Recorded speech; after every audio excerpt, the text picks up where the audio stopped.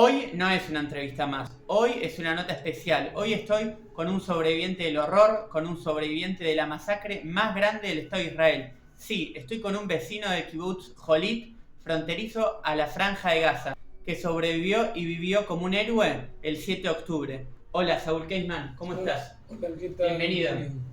Muchas gracias. El 7 de octubre a las 6:00 de la mañana. ¿Qué pasó?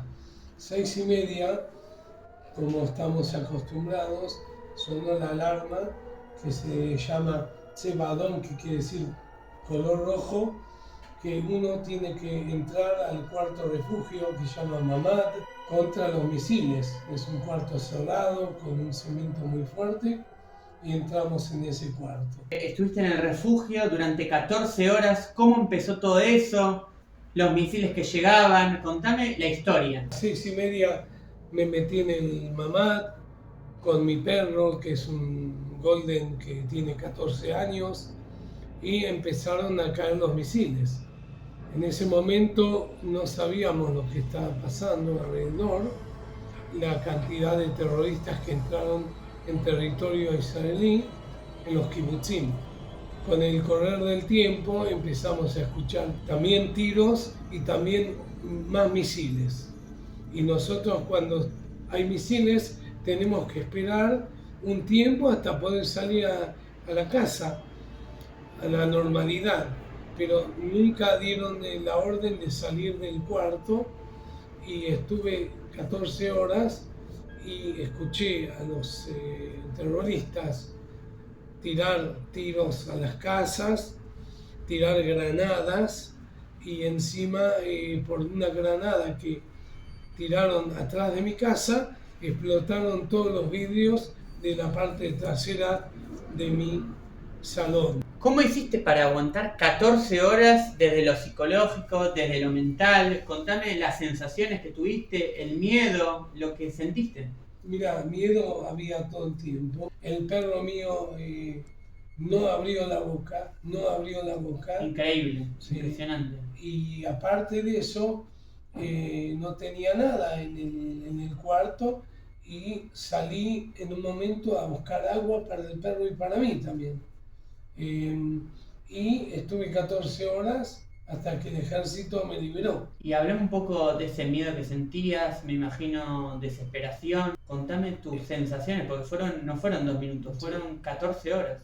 Fue un miedo especial porque un miedo que no sabía qué iba a pasar, un miedo que cuando escuché a las 10 de la mañana esos vídeos que se rompían, me asusté mucho y por suerte yo tenía en el cuarto una pantalla de la computadora que era también televisión, o sea que estaba viendo la televisión directamente lo que pasaba, que mostraban lo que pasaba, pero si vos me preguntás, no me acuerdo, fuera de una otra imagen, y aparte estaba el WhatsApp interno del kibutz, donde toda la gente escribía y daba opiniones, y escribían, hubo gente que la casa fue quemada, las quemaron las casas y se asfixiaron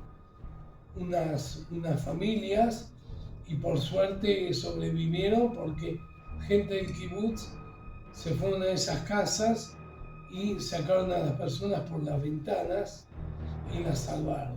Tremendo. Y cuando por fin saliste, después de esa larguísima espera, seguramente la espera más larga de tu vida, ¿qué viste? ¿Qué pasó? ¿Cómo fue? ¿Llegó el ejército? Contame un poco de eso. Y llegó el ejército, me tocó la puerta del Mamad y me preguntó si había alguien y yo me callé la boca porque los terroristas decían que eran el ejército. Y en el WhatsApp decían no contestar hasta que no estemos seguros. Entonces me preguntaron si yo era el vecino, el nombre del vecino me dieron, me di cuenta que no eran terroristas, y entonces les abrí la puerta y vi como si fuera una película de guerra, todos los soldados camuflados con linternas en la frente, y me dijeron podés salir. Entonces salí y nosotros sabíamos que teníamos que irnos a otro kibutz que queda más lejos de la franja de Gaza, el kibutz Gvulot. Y entonces el ejército liberó y sacó a gente que tenía problemas en sus casas, que tenía mucho peligro. Yo, como tuve 14 horas, no tenía tanto peligro, y con la familia vecina de al lado mío nos fuimos con mi coche a ese kibutz Gvulot a eso de las 8:30 de la noche. ¿Qué viste cuando saliste? ¿Viste tiros? ¿Viste coches quemados? ¿Qué es lo que el panorama? Vi coches quemados dentro del kibutz, porque aparte de quemados le rompían las parabrisas, y salimos en el kibutz y había un montón de soldados en el portón del kibutz. Entonces sabían que nosotros íbamos del kibutz y salimos y nos fuimos a este kibutz Gvulot, que queda a 17 kilómetros más o menos de Jolit, y vi terribles cosas en la ruta. ¿Se puede saber qué?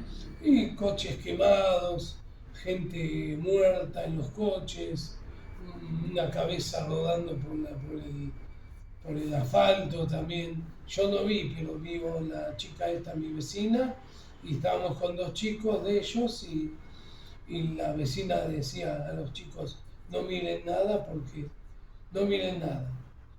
Zona de guerra total. Sí, zona de guerra total, sí.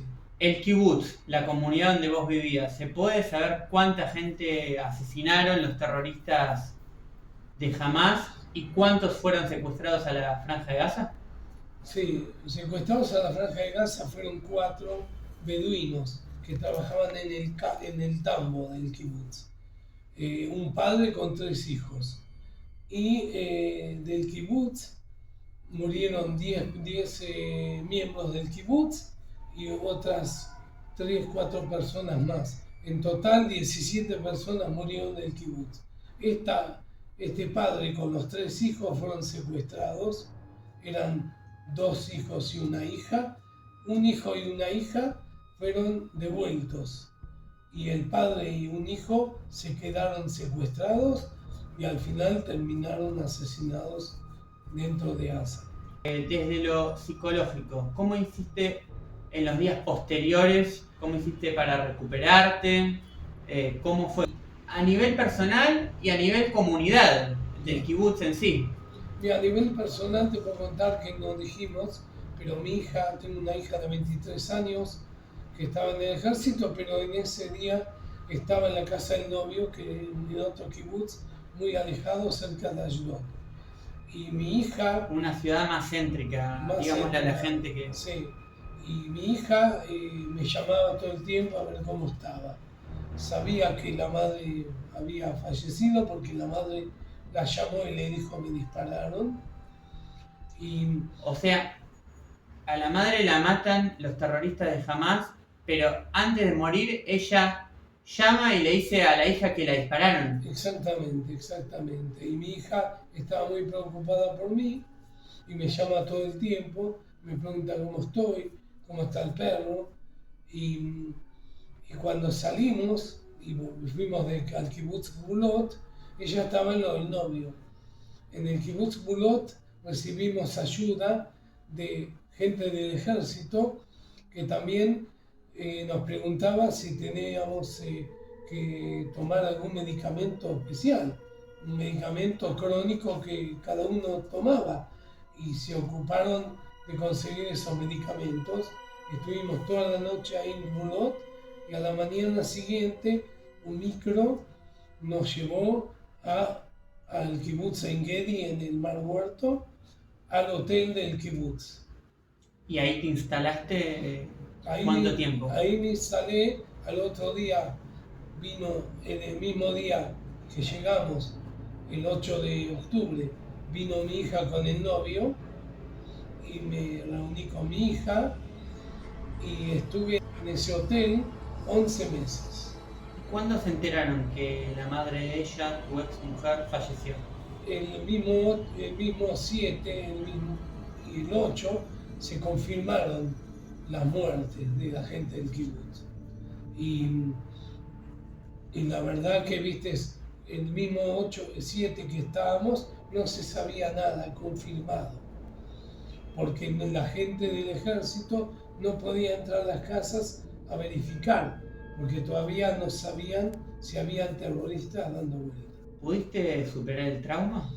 Mira, el trauma está todo el tiempo, pero el hecho, viste, de que tengo una hija y que está muy gratificada que tiene el padre vivo, entonces me ayuda a superar y a tener fe para estar con mi hija y poder apoyarla y que ella me apoye a mí. ¿Dormís tranquilo de noche o te cuesta? Al principio me costaba, pero hoy en día, después de 1 año y medio casi o más, realmente duermo bien. ¿Recibieron mucha ayuda del Estado? ¿La siguen recibiendo? El Estado ayudó dando plata. El kibutz En Gedi se organizó para reunir trumot, en hebreo se dice donaciones de ropa, de cepillo de dientes, de lo que necesiten. Recibimos donaciones de zapatillas nuevas, porque no teníamos nada, salimos con un par de ropas y nada más. ¿Vos te llevaste alguna valija cuando saliste de tu casa? Tenía un carrión que puse, viste, algunas cosas. Mi hija, en su inteligencia, me dijo: papá, llévate lo más importante. Y me llevé los pasaportes, plata que tenía. Y bueno, eso es lo que me llevé. Tu hija Gen, durante la guerra estuvo en el ejército, después se liberó, pero después volvió como reservista. Hace 2 meses me contaste que entró a la Franja de Gaza. Contame por qué quiso entrar. Bueno, primero Gen terminó el ejército en la unidad esta de educación y entró en reserva ayudando a la oficial de ella en la educación. Viajó al exterior y después, cuando volvió, entró en reserva en la parte logística de una unidad de combate. En la unidad de combate era una unidad que llevaba municiones y cosas que necesitaban los soldados en la Franja de Gaza. Y ella, sin tener obligación, dijo que quería entrar en la Franja de Gaza para ayudar y aparte para cerrar el círculo con la muerte de la madre, con el asesinato de la madre. Estuvieron 5 horas. ¿Cómo es tu vida hoy, 1 año y medio después? Bueno, hoy, 1 año y medio después, yo seguí trabajando para el kibutz en la contaduría, viste, de lejos. Desde este kibutz. Desde ese kibutz, en mi cuarto, tenía una computadora y trabajaba. Y después de 11 meses, en agosto, a fin de agosto, nos pasamos al kibutz Revivim, a un barrio de caravanas, la mayoría de la gente del kibutz. Y yo estuve trabajando desde mi casa, también para el kibutz, la contaduría, hasta el 31 de enero. Ya para terminar y para cerrar, hicieron un viaje a Estados Unidos a raíz de lo que pasó el 7 de octubre del 2023 a Chicago. Sí, realmente hubo muchas donaciones y muchas keilot, comunidades del exterior, que apoyaban al kibutz. Y, por ejemplo, yo estuve viajando con familias a Chicago. Estuvimos unos 9 días en Chicago con gente de la comunidad judía, y mi hija, con gente que perdió los padres, estuvieron en Alemania. Gracias, Saúl, por contar este importantísimo testimonio. Bueno, Gracias. muchas gracias, Uriel.